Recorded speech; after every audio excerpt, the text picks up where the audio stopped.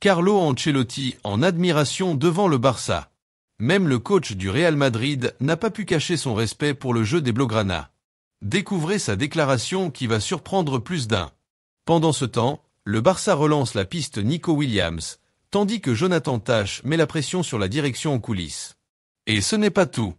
Un nouveau scandale éclate après la révélation d'enregistrements audio sur le penalty non accordé à Fermin.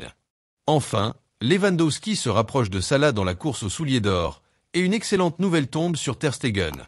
Abonnez-vous et activez la cloche pour ne rien manquer. Bonne nouvelle pour les supporters du Barça. Ce lundi, lors de la séance d'entraînement de récupération à la cité sportive Johan Gamper, une présence a particulièrement attiré l'attention. Marc-André Ter Stegen était de retour sur le terrain. Le gardien allemand, éloigné des terrains depuis le 22 septembre 2024 après une grave blessure au tendon rotulien lors d'un match contre Villarreal, a pu participer à une partie des exercices avec le groupe. Même s'il est encore en phase de récupération, sa présence apporte un énorme soulagement aux joueurs et aux supporters. Ces derniers jours, le Barça a diffusé des images de Ter Stegen s'entraînant individuellement, enchaînant des exercices de renforcement musculaire et de contrôle du ballon. Et le plus impressionnant, ce sont ses arrêts spectaculaires, qui prouvent qu'il retrouve peu à peu son meilleur niveau.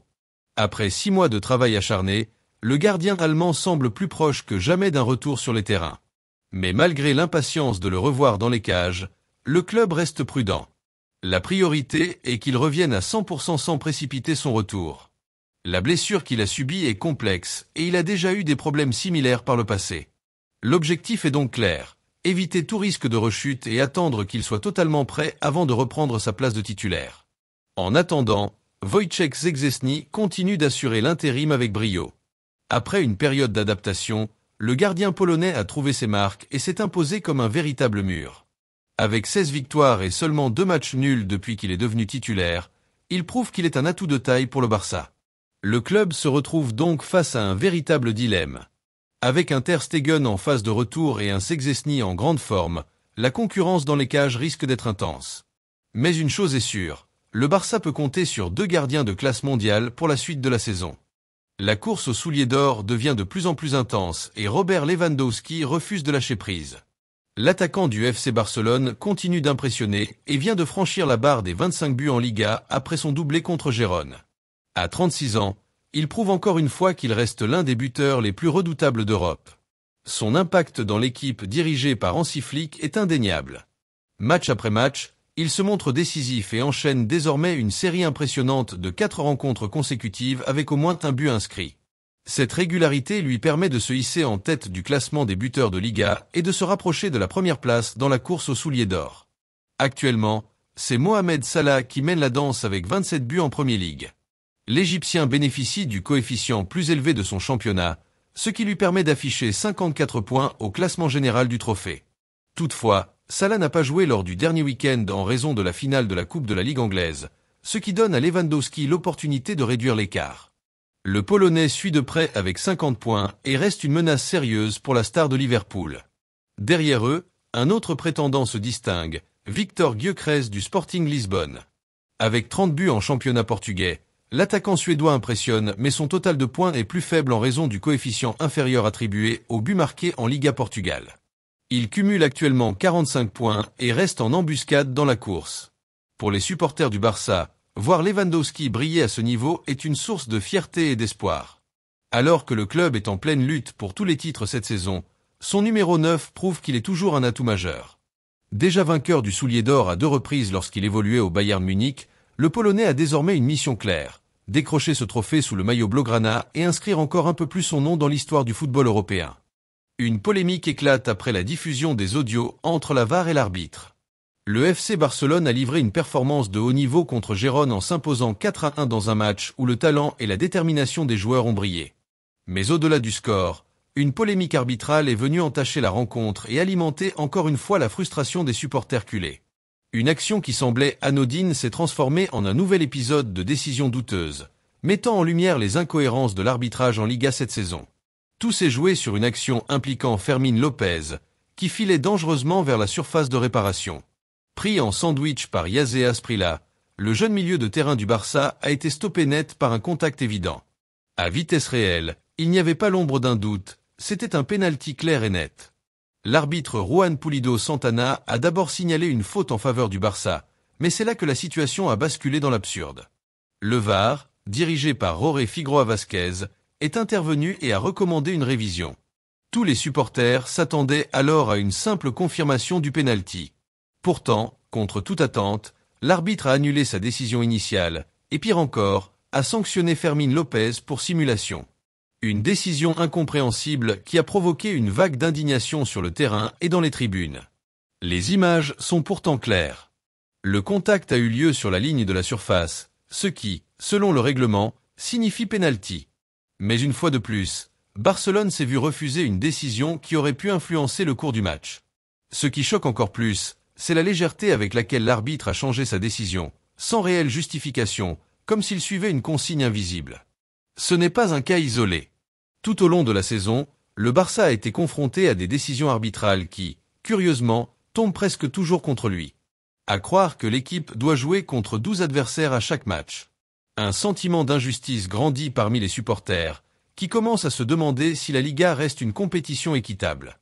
Malgré tout, les joueurs du Barça n'ont pas baissé les bras. Ils ont répondu sur le terrain avec caractère et détermination. Lamine Yamal a encore une fois démontré son talent en provoquant un but contre son camp de Gérone sur un coup franc bien placé. Lewandowski, fidèle à lui-même, a inscrit un doublé qui renforce encore son statut de leader offensif. Enfin, Ferran Torres a scellé la victoire d'une belle frappe, assurant ainsi 3 points précieux pour le Barça dans la course au titre. Cette victoire montre que malgré les obstacles, Barcelone reste une équipe solide et déterminée. Mais une question demeure. Combien de fois encore le Barça devra-t-il se battre non seulement contre ses adversaires, mais aussi contre des décisions arbitrales douteuses? Le football est censé se jouer sur le terrain, mais quand l'équité disparaît, c'est toute la crédibilité du championnat qui est remise en cause. Si vous avez apprécié cette analyse jusque-là, n'oubliez pas de vous abonner à la chaîne et d'activer la cloche pour ne rien manquer de l'actualité du Barça. Restons unis et continuons à soutenir notre équipe, car malgré tout, le Barça répond toujours présent sur le terrain. Continuons. Jonathan Tah est à un tournant de sa carrière. Après avoir décidé de ne pas prolonger son contrat avec le Bayer Leverkusen, le défenseur allemand sera libre à la fin de la saison. Une aubaine pour de nombreux clubs européens, mais surtout pour le FC Barcelone, qui voit en lui une opportunité en or. Un défenseur central expérimenté, en pleine forme, disponible sans indemnité de transfert, c'est une occasion que le Barça ne peut pas ignorer, surtout dans une situation financière où chaque euro compte. Depuis l'arrivée de Hansi Flick, la priorité a été mise sur le renforcement de l'équipe, et la défense fait partie des chantiers les plus urgents. L'avenir d'Andreas Christensen reste incertain, tout comme celui d'Eric Garcia, qui pourrait être vendu s'il trouve un club preneur. Dans ce contexte, Jonathan Tah coche toutes les cases. Puissant physiquement, habitué aux grandes compétitions, et surtout validé par Flick lui-même, qui le connaît bien. Tout semblait réglé, il ne restait plus qu'à finaliser l'accord. Mais voilà, depuis quelques semaines, la situation s'est compliquée. Ce qui paraissait n'être qu'une simple formalité prend maintenant du retard. Le joueur commence à s'impatienter. Il veut avancer et savoir si Barcelone est réellement intéressé ou s'il doit envisager une autre destination. Du côté de la direction catalane, le dossier est en suspens. La priorité est claire. Il n'y aura pas de 5e défenseur central dans l'effectif. Si personne ne part, alors il n'y aura pas de place pour Tah. Mais une autre variable pourrait tout changer. Le futur de Ronald Araujo reste incertain. Manchester United et Arsenal sont à l'affût et pourraient faire une offre qui bouleverserait les plans du club. En attendant, Tah reste dans l'expectative. Son rêve de porter le maillot blaugrana est intact, mais le temps joue contre lui. Va-t-il rejoindre Barcelone ou devra-t-il se tourner vers une autre opportunité? La réponse ne devrait plus tarder. Carlo Ancelotti a surpris tout le monde en conférence de presse avant la demi-finale de Coupe du Roi contre la Real Sociedad. Alors qu'il était là pour parler du match, une question sur le FC Barcelone a changé l'ambiance. Interrogé sur le style de jeu des Blaugrana, l'entraîneur italien n'a pas pu cacher son admiration. Il a commencé par une réponse diplomatique en expliquant que chaque équipe a sa propre identité et que comparer les styles de jeu est difficile. Mais ensuite, il a lâché une phrase qui a enflammé les réseaux sociaux. Ancelotti a déclaré que Barcelone joue un très beau football. Il a reconnu que Madrid a un style différent, mais il a glissé une remarque qui n'est pas passée inaperçue. Il a dit que certains pourraient dire que Barcelone joue très bien et que Madrid joue très mal, avant d'ajouter qu'il adore la façon dont joue son équipe depuis 3 ans. Cette déclaration a fait réagir. Certains y ont vu une tentative d'humour, d'autres ont interprété cela comme un aveu indirect du manque de qualité dans le jeu madrilène. Les supporters du Real Madrid ont tenté de minimiser l'impact de ces propos, mais quand l'entraîneur lui-même place les deux équipes au même niveau et sous-entend que le Barça joue un meilleur football, c'est un signal clair. Le style de jeu catalan ne laisse personne indifférent, même pas les plus grands rivaux. Ancelotti a ensuite cherché à clarifier en expliquant que le football évolue avec le temps, que les joueurs changent et qu'il est impossible de garder une identité figée. Selon lui, ceux qui refusent d'adapter leur jeu finissent par échouer. Ces mots sonnent comme une reconnaissance indirecte du travail accompli par Hansi Flick et son équipe.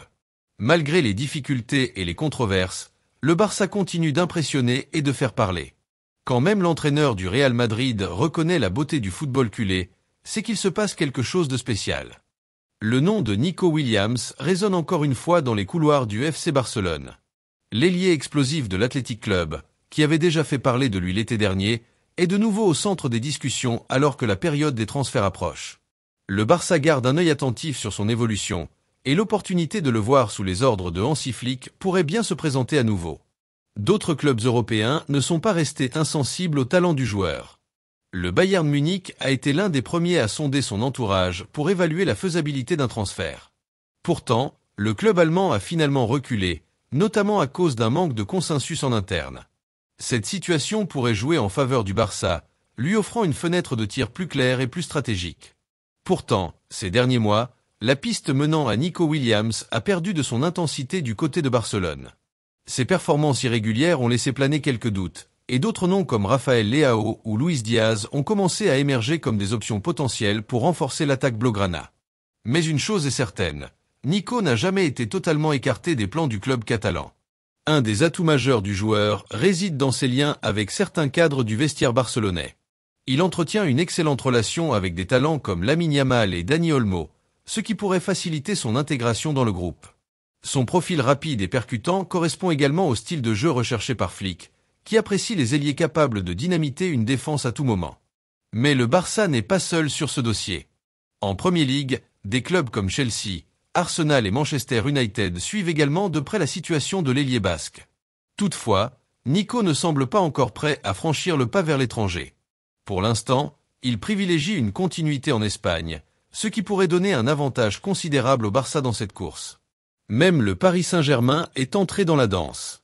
Luis Enrique apprécie particulièrement le joueur et pourrait tenter de le convaincre de rejoindre la capitale française.